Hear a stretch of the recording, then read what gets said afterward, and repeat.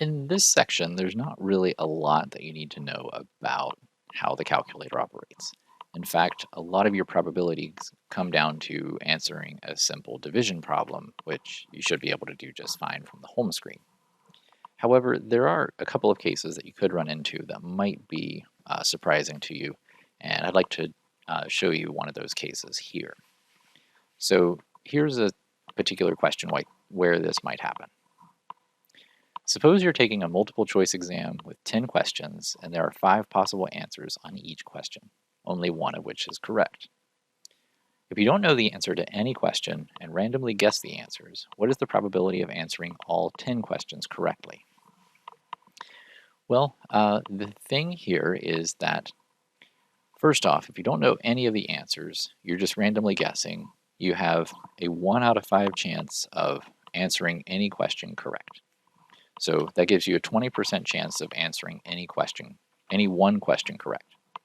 But there are 10 questions, so there's this 20% chance on every single question.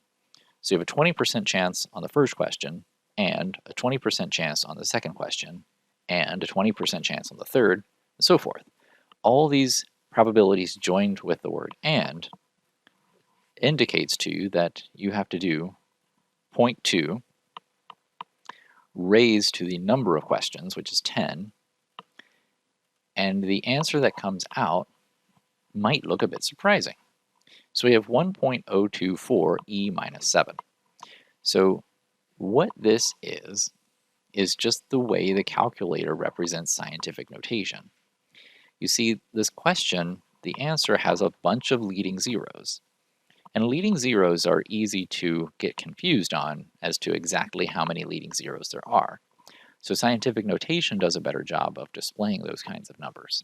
So the calculator just automatically switches to scientific notation, but it doesn't look like the scientific notation we generally use, like 1.024 times 10 to the negative 7, that is. But it's the exact same meaning. It's a little bit easier for it to draw on screen with one value, the e, rather than the times 10 raised to the notation. So if you run into that, just make sure you understand that, first of all, your answer to a probability can't be larger than 1, and it can't be smaller than 0.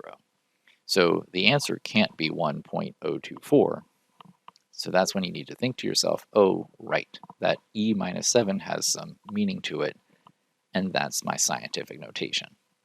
So you can either answer these things in scientific notation, like 1.04 times 10 to the negative 7th power, that's fine.